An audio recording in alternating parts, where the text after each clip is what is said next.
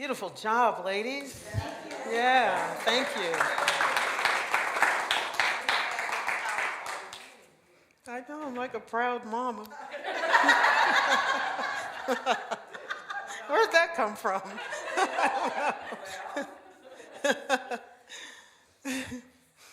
You always have to give me a moment with this stuff. Gosh. So I grew up in a household with a very, very creative mother. I have it in my house now, though I don't know what box it's in. I know it's in the house somewhere, but it's in there. But she tried her hand at pottery and sculpting for a time, and she created this one piece, which is actually a small bust of a woman. And it is so impeccably made. I mean, she just sat and with her hands did this, but you can see the lines in her skin and the detail in her hair. Her hair is back in a bun, and the detail in her face and her eyebrows and her eyes and the structure in her face, her cheekbones and everything. It's a beautiful, beautiful piece. And I remember when my mother made it, it was so, I forget the word she used. For her, it was otherworldly because it shocked her that she created such a thing. And so she actually put it away somewhere. And it wasn't until, I was a young girl at the time, and it wasn't until she moved here to Texas after my father passed away in 2010 that she unearthed that sculpture and had it out in her home. And now I have it in mine, and it's one of my beloved pieces. But it seemed like whatever she touched was just beautiful. So she was very active in church, and she would make banners, and she would design booklets and things like that. And they were always beautiful, and she could make 5 of something, 10 of something, 20 of something, and it was just always impeccable. And I would watch her sit with scissors and felt and construction paper and just be able to create things out of her imagination. My sister had the same kind of gift. You know, she would go out sometimes in the yard and she would pick up sticks and leaves and stones and odd pieces of something that blew in the yard. And then she would come in and she would make wreaths that we would put on the door. I remember she constructed a whole entire Christmas village made out of styrofoam and cotton and glitter and other sparkly things she found in the craft store. And she just had a knack for these things, her and my mother. So I watched these two women all of my life, and I know I was in a different line when God was giving out those gifts. I was probably in a how to buy pretty shoes line. I was in that line, thinking of DSW and other shoe stores. But watching them, I always compared myself to them and judged myself against them and their creativity. So I probably went the first 3 decades of my life saying I was not creative, because mine did not show up like theirs showed up. And I thought creativity was about gathering stuff in the backyard and making wreaths. And I thought it was about sculpting and other things, that it just really just had to do with art. And a very finite segment of art that I had judged as art. So I think I was probably in my 40s when I remember all of that, all of those years. And I know it was in the time that I was becoming acquainted with Unity principles and really starting to think out of the box about myself, because that's one of the gifts that Unity principles gave me, that there is no box for who we are, and that we can construct the experience that we want to have in life. And I began questioning the things that I said about myself. And one of them was that I was not creative. And I remember saying it one day, and I think I was with a friend, and I said it out loud, and I said, I've never been creative. And I stopped myself after the word creative, and I thought, Now, where did that come from, and why would I say that out loud? Because creativity is about everything in life. We're creating all the time, and all of us create different things. And so I let it go, and I thought, well, first of all, I'm not going to say that out loud again, that I am not creative. And then I relaxed some, and I said, well, let me think about what is my version of creativity. What do I create and how? And heck, picking out nice shoes is part of it, because I love putting together an outfit. I love accessorizing. Getting dressed in the morning is one of the most fun things to do in the day for me, because I love that. And that sometimes the night before, I'm thinking about what I'm going to wear the next day, because I'm thinking about what did I wear the last couple of days, and oh my gosh, I can't be in the same thing I was in before. And what's the weather going to be like? And I might be checking the temperature because, I want to be comfortable, because I'm always cold, so I have to make sure that I can have the right jacket or sweater or whatever it is. But that's part of my thing. I love getting dressed, and I love noticing how other people dress. I love making a home. So now that we've moved, I am in hog heaven, because I get to put together my house again. And so the same stuff that I had in the other house is now in this house in a brand new way. And it's almost like I got all new stuff, because I'm seeing it show up differently. And I'm enjoying that thing. So I love making a home. And I must be a frustrated interior designer or something like that. And maybe that was supposed to be my calling. I don't know. But that's part of my creativity. I'm also a writer, and I don't write all the time, but when I sit down and I write stories about something in my life, then I can write beautifully. I write beautifully, and that's part of what I do. What I do here in front of all of you, with all of you, is part of my creativity. Putting together a talk and letting it flow through me, and knowing that my creativity comes from the divine and is part of my gift. And I could not do that without my allowing the divine to work through me. And so I started then affirming that, yes, I am creative, but my creativity is different. So I had to let go of this thing that I had for so many decades. I can't tell you the number of things that thought, that pattern, that belief that I was not creative stopped me from doing. Because I thought, I can't touch that because I'm not creative. That's just not going to go well because I'm not creative. Now, I stay in my lane because there's some things I really don't need to touch. I've been on girls' weekends, and they brought like creative stuff, and we all made things. And their stuff was beautiful, and mine, they looked at and said, oh, bless your heart, look what you made. You made a little, you made an effort. Look at you.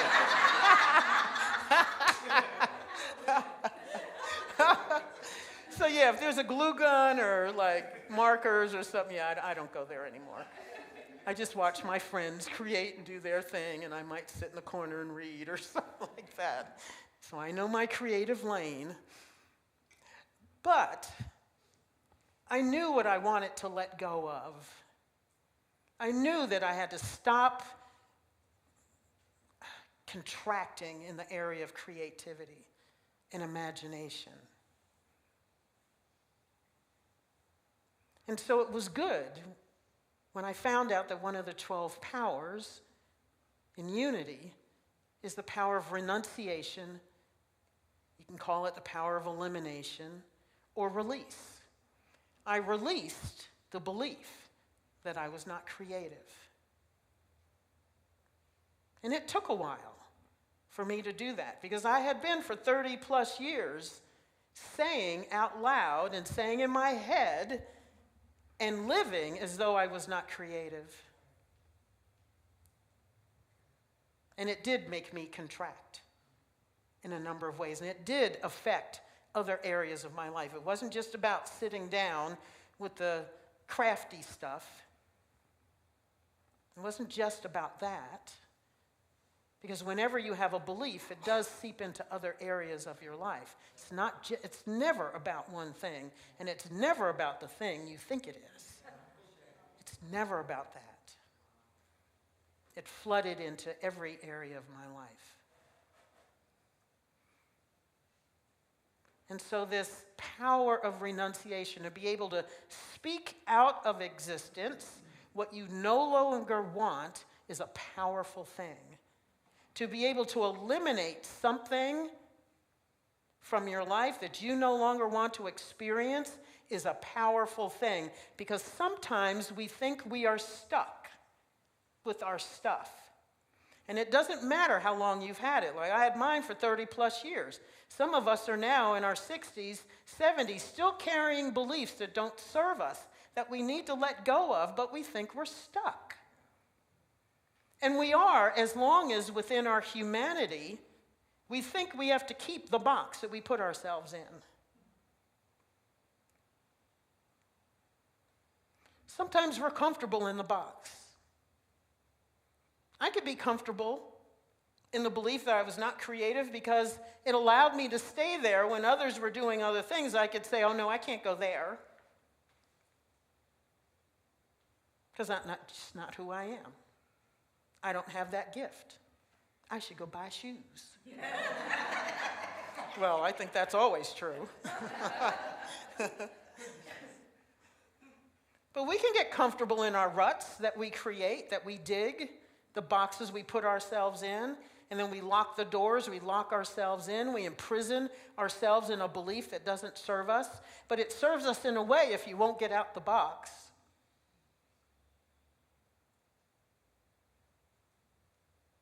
It serves us in a way.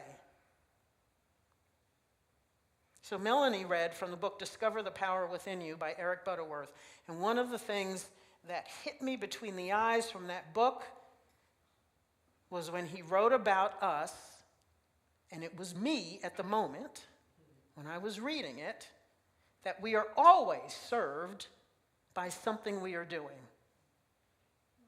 whether we judge it to be negative or positive. So at the time, I was seeking attention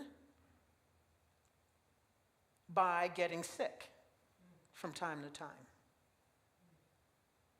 Instead of putting on the big girl panties and asking for what I needed, I would be passive aggressive about it. And every several months or so, I would end up sick for a week. And with a very attentive husband, I got lots of attention during the time I was sick. Lots of attention. Uninterrupted attention. What do you need? I'll go get it. Are you feeling well? What do you want to eat now? What do you want to drink? Is this okay?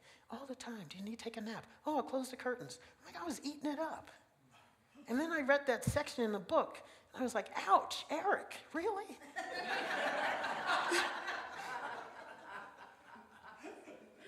I'm getting something out of this? And then I thought about it for a while. So whenever something gets up your craw, it's for you. Pay attention. Especially when you say, ouch, that hurt. There's a lesson in there somewhere. And I knew that at the time. And so even though he had socked me in the middle of my chest with that sentence in that book, I had to pay attention to it. And that's when I said, oh, this is what sick gets me. Sick gets me attention. How about if I buck up, Buttercup, and ask for what I need in my relationship? How about we do that? How about we adult for a moment? And so I flipped that switch. I let go. I renounced that behavior, that belief that I needed to do that in my life in order to have what I wanted. So I let go of that. I renounced it in my life, and I got rid of that. Now I just ask for what I want. And then I go buy shoes. It's always about the shoes, people. So this power of renunciation, elimination, release, whatever you want to call it. This is what it says in The Heart-Centered Metaphysics, a deeper look at unity teachings by Paul Hasselbeck. He's one of the biggest teachers of metaphysics in the unity movement. So this is what he's put together in this book about elimination or renunciation. People have faculties of elimination as well as appropriation. If you know how to handle them, you can expel error from your thought body, so from your consciousness. The denial apostle is Thaddeus, presiding in the abdominal region, the great renunciator of the mind and the body. So that's from the 12 Powers on page 21. From the revealing word, a letting go of old thoughts in order that new thoughts may find place in consciousness. A healthy state of mind is attained when the thinker willingly lets go of the old thoughts and takes on the new. This is illustrated by the inlet and outlet of a pool of water. From the 12 Powers, written by Charles Fillmore, it says, thoughts are things. They occupy space in the mental field, so in your head. A healthy state of mind is attained and continued when the thinking will... Oh, I'm sorry, I'm in the wrong place. I just read that, didn't I? Continue when a thinker willingly lets go of the old thoughts and takes on the new. Thaddeus represents elimination. The power centered in the abdominal region is the faculty by which we release false beliefs and accomplish a mental cleansing. Elimination enables us to surrender to our inner spirit any thought that is not for our highest good, so that transformation and purification of consciousness can take place. Elimination or renunciation in the absolute realm, the ability to release, remove, denounce, deny, or let go. From the sense and personal consciousness standpoint, release is the ability to deny and let go based on sense consciousness, error thoughts and feelings. Release based on the outer realm. It's purging, eradication, and letting go of waste. From spiritual awareness and a higher consciousness standpoint, renunciation is the ability to release, deny, and let go of false ideas, error thoughts, old thoughts, and thoughts that are of a lesser good. And here's an affirmation. I claim my power of elimination now. I deny and eliminate any limiting beliefs, ideas, thoughts, feelings, and attitudes. So we have this divine power that allows us to let go of what we don't want so that we can call in what we do want, so that we can have the experience of life that we would prefer. But that means you have to be willing to kick the sides out of the old box you've been sitting in. If you are imprisoned by something that does not serve you, you are the one who walked in the door and pulled the door closed behind you. And all you got to do is open it back up and step out. All you have to do is say, I no longer want this. In that moment, you are renouncing what you don't want. I am letting go of the false belief that I am not creative. I create all the time. I enjoy creating every day. I love waking up, accessorizing, getting dressed. I enjoy making a home. I enjoy interior design. I enjoy putting together a beautiful garden. I enjoy composing music. Whatever it is you want to create. I enjoy creating a new business. I enjoy riding a bike, writing a book. I enjoy creating a new, healthy life. I let go of the belief that because I am a certain age, my physical strength is limited. I let go of that. I am youthful and vibrant. What do you want to let go of?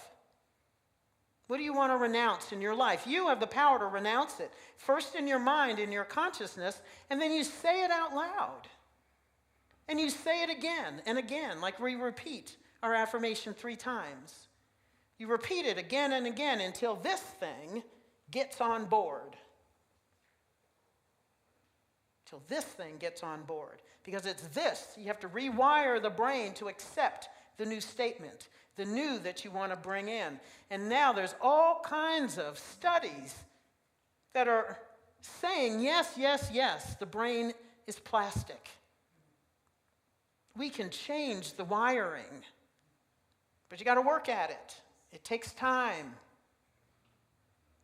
It's not going to happen the first time you say it. The first time I said I am creative, I didn't quite believe it because I was still looking at my mother and my sister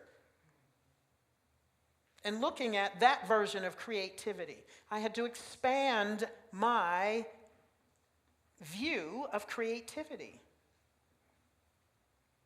That took time. I had to look at the things that I create. I literally had to take time within my day and think about, what am I creating now? And is that my thing? Is that my lane? And when I found it, I got excited about it. And then I started to say, this is where I use my creative energy, and I enjoy that, and I live that. And it's a gift for me, and it can be a gift for others. But I had to let go of the old. What do you want to let go of? What are you saying to yourself? What are you saying out loud about yourself that you need to let go of because it's no longer serving you? Or it's not serving you in a healthy way. It's always serving you. Like I said, it's always serving you. Are you willing to let go of that? I had to be willing to let go of the way I was getting attention in my marriage. I had to be willing to be an adult and ask for what I wanted. I had to be willing to let go of being passive aggressive. And if you had asked me at that time if I did anything that was passive aggressive, I would have told you no. I would have been insulted. And the fact that I was insulted meant I was probably doing something passive aggressive. Again, when it feels like something's slapping you in the face, it's something you need to pay attention to. So everything we do serves us in some way. But is it serving you to your highest good? Is it serving the divine you, the you that is an infinitely powerful spiritual being? Is it serving that part of you, that you? If not, renounce it. Let it go. You have that power to speak it out. And just like they were saying in that reading, Paul Hasselbeck wrote, you can renounce things, or you can bring things in. So you let it go first, so you can bring something new in. You let go of the old energy, so you can bring in new energy. Just like you do in your home. You got to get rid of clutter. You go get rid of the clutter, and then you have new space. And you can decide, do I want space, or do I want to fill it with something else? Do I want to fill it differently? Do I just want to look and feel the open space? You know how it is when you've decluttered something? I love when I just cleaned out my garage because it was ceiling to floor with boxes all over. Half of them were empty. The rest of them had something in them. I didn't know what was in them. They were all over the place. It was like a landmine walking through our garage the last couple of weeks. And it took me 3 tries, probably about 2-3 hours at a time, each time going out there and moving that stuff around. So the last time I did that, today's Sunday, that was probably Thursday or Friday, probably Thursday. I've probably run into that garage to look at it. It's so pretty right now. I've probably looked at it 20 times because I love walking in there and feeling the spaciousness of that space. It's just a garage. But it makes me feel mentally good and clear. Spiritually, it makes me feel better. It was a physical workout. So I felt strong. I was moving furniture around and everything else and pushing stuff around by my little old self. And I thought, check me out. I'm doing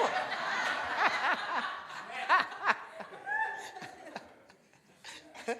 I might not look strong, but I'm strong. So I got a lot out of that. Man, that was a huge thing for me to do that. And boy, does it feel good. Because I can just think about it, and I feel good. But now I know where everything is. Now things are organized. I got stuff on shelves. Now it's a space you can walk through and not, have a headache. I walk through and I feel good. It's just a garage. But it's so much more than that. Because I let go of the stuff that was cluttering up that space. And those empty boxes can represent stuff. That's some of the stuff we hold on to. That's some of the stuff we hold on to that we need to let go of. So we collapsed all those boxes. Now we can give them away to somebody else who's getting ready to move. I'll take them. Okay. Take the boxes. You got a buyer right there. Very good. You have the power to let go, the power to eliminate what you don't want, what doesn't serve your highest and best. The power of elimination, of renunciation, of release. To speak it out of existence, to put into your consciousness new energy, new space for something. And you can just let that space be there and let the universe, let the divine in you, as you, decide what needs to be there now. Or is it just space? Space and energy for living. Wouldn't that be nice? Some moments of the day, don't you want more space, more energy for living? And the stuff that clutters up our consciousness can eat up that energy. Eat up that energy. I remember after my mother passed and we emptied her apartment, I would say 75% of that apartment was then in our garage in the last house we had.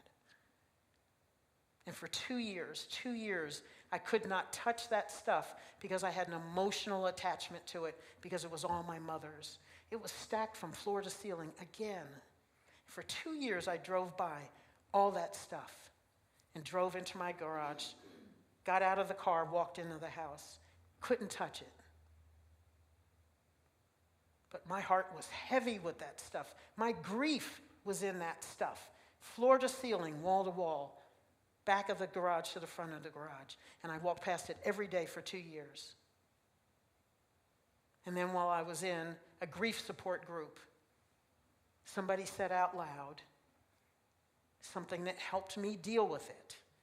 And they said, you can release some of it to somebody else who might be able to use it. Some of it may not be things that you want to keep at all. Maybe they need to go in the trash. And maybe there's something in there. Maybe there are some things that you want to keep because they have meaning to you, but you don't have to hold on to it. You can release it. 2 days later, I went in there with my headphones on and moved through that stuff. And I cried through most of it. I laughed through some of it because there were memories that came back, things I hadn't seen in years. I wept through some. Some things didn't mean anything at all. I didn't know what the pictures were of or who were in these pictures. I didn't know. So I had a trash pile, I had a donate pile, and I had a keep pile. And I went through it. It took me all day long, and it was an emotional, a mental, and a physical experience, a spiritual experience all day long. But I was able to get it done, and release. And I then had 1/3 of my garage back because it was empty. All that stuff was gone. All this stuff was gone. All that stuff that was occupying my mind with my mother's stuff was gone. All that grief I held around that stuff was released. I cried it out in that garage. All that stuff. So I was able to release it. I was able to release it. I released it physically, I released it mentally, I released it spiritually. It's our power. So before you call in the good, you may have something you got to release. But that is your power to use. It's a God-given power. It's a God-given power. And you get to decide when and how. You get to decide when and how. You get to create space within your heart and mind.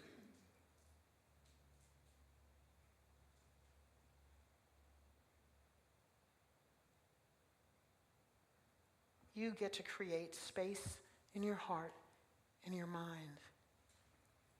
So the question today is, what do you want to let go of? What's not serving you? We all got something. We all have something that's not serving us. We all have something that's waiting for us to step into it. But we got to let go of something first. Don't drag the baggage with you. So we just lost one of our icons, George Foreman. Yeah. And this is a quote. It's interesting. Everything comes and serves us if we open our eyes. This is one of his quotes.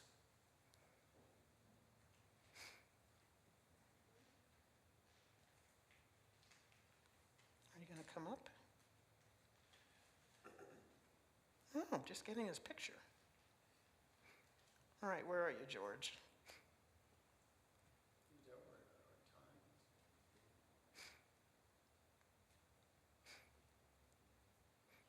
All right, maybe it's not going to come up. Oh, so I'll paraphrase. He was talking about being in the boxing ring. And he was talking about all the fights that he lost. And he was talking about all the times he got hit and knocked down. And he said that after every fight that he lost, every time he was punched, he had to let go of the pain and think about the next moment, the next fight, the next thing to do. He said, do not carry your pain. Do not carry the knockouts. Do not carry the mistakes, like I was reading in that first section from Mel Schwartz's book. Don't carry your mistakes with you. Let them go, friends. Let it go. It's just a moment in time. It's just a belief that you don't have to hold on to if you don't want it. Belief is just a thought, something you've repeated over and over and over again, and it got here and stuck. You created a neural pathway around that belief. And now science is telling us you don't have to hold it here in your brain. You can get rid of it. How wonderful is that? How wonderful is the human body and the human mind that you can think something out of existence in your brain and rewire it towards something that serves your highest and best. How amazing is that? But you start with releasing what you don't want. This neural pathway, that is the physical representation of that old belief that you want to get rid of. Tell it, I'm done with this. I'm done with you. I'm done with this belief. I am done with this pattern. I'm moving on to something new. I now claim this. I now affirm this. And affirm it over and over and over it again until you see it manifesting in your life. Until you've created a new experience and a new you. And a new brain. A new thought consciousness. What Charles Fillmore was calling a new thought body. It'll change your life forever. So let's take this in a meditation.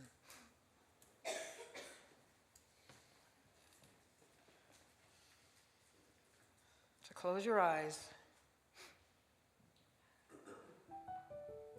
And I want you to think of what's that thing you need to release.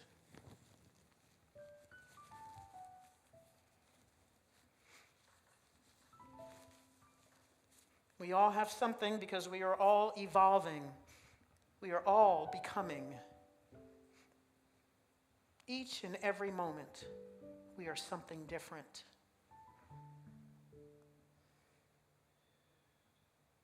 What's not serving your highest and best? What belief do you have about yourself that you need to let go of?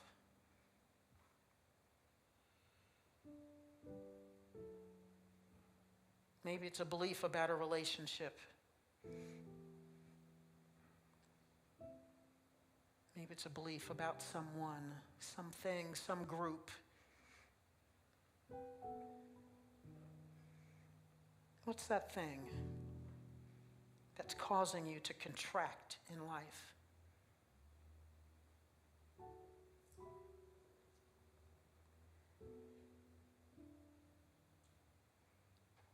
Perhaps it's something you said out loud this morning.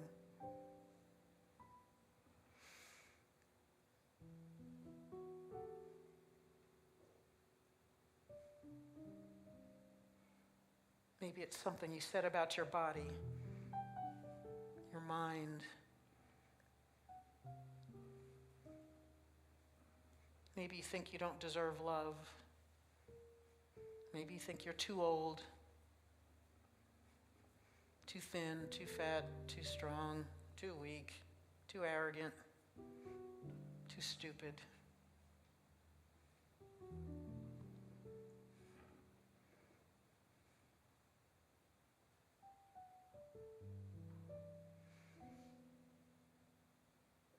Maybe you got fired from a job, downsized.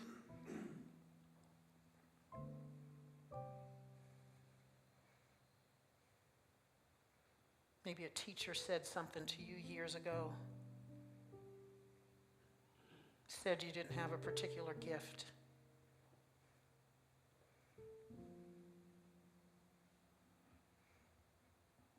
Maybe you feel invisible.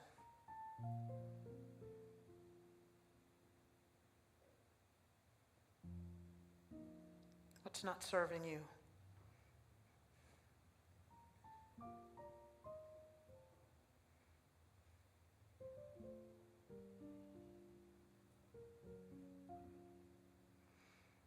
What's causing you to contract, to shine less brilliantly?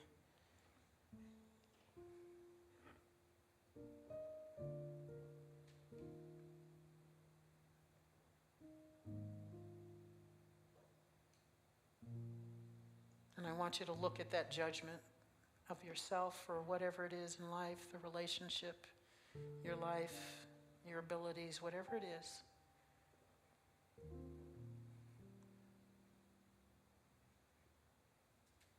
And if you're willing, I invite you to say, I'm done with this belief.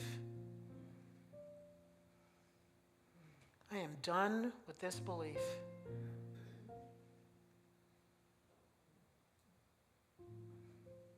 I am done thinking this, affirming this. I will never say it aloud again.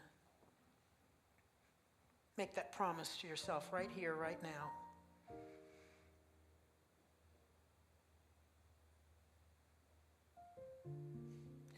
And if you hear yourself starting to say it, stop yourself mid-sentence. And remind your consciousness that you are done with that.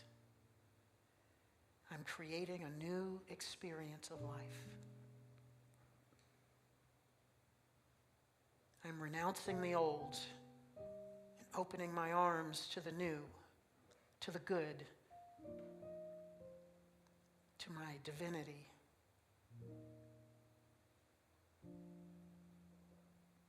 I'm making space for more good, and I'm opening my arms wide to a new experience of myself, of love, of life.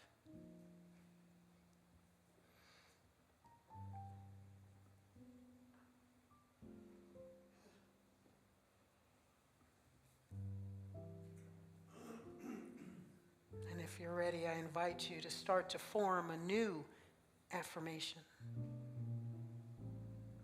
a new belief, a new thought about you. Reframe that old belief into a statement of power, a statement of love.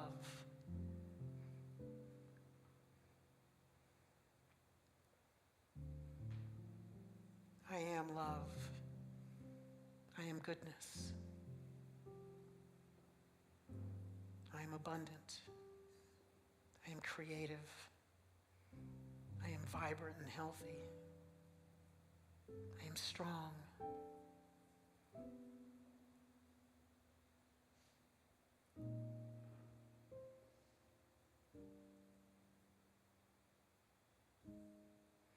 I am joyful.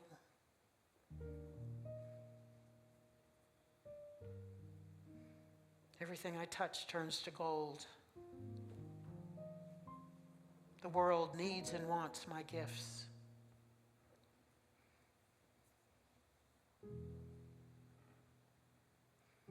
I am loving.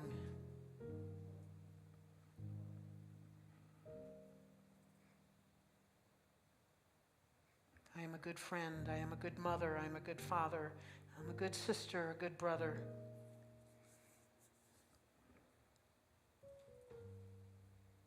I'm a loving partner, a supportive partner, and I deserve a loving, supporting partner in return.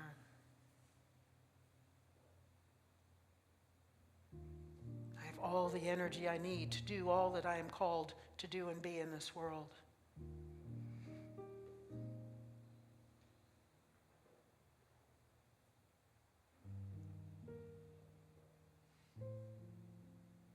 I am compassionate.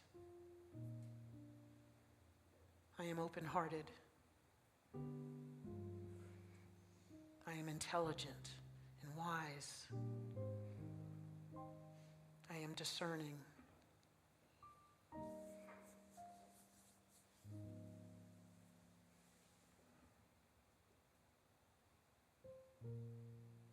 I am an infinitely powerful spiritual being.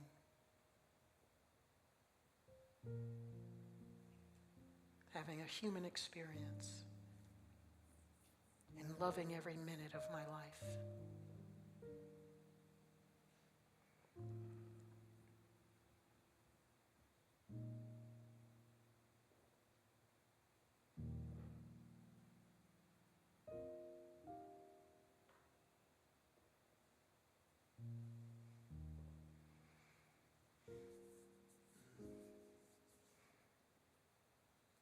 Ask God, ask the universe, ask Spirit to fill in the blanks where you feel it, if you feel at a loss for what you need to affirm. Ask Spirit to speak to you, probably has been all along as you have been shouting to yourself things that no longer served you. God is always waiting in the wings for us to open our arms.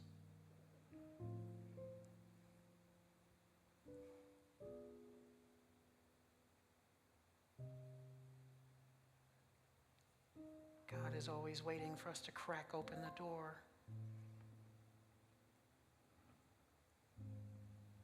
So that goodness can overflow into that space you've opened up.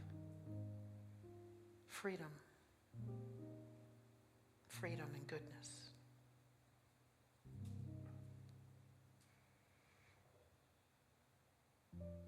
So we say goodbye to the old. We say goodbye to what no longer serves us in this moment. And we say yes to the new.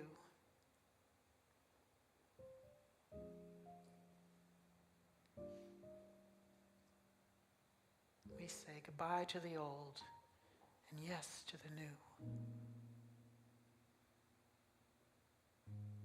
No matter what it is, because there's nothing in this manifest world that is greater than God, than your divinity.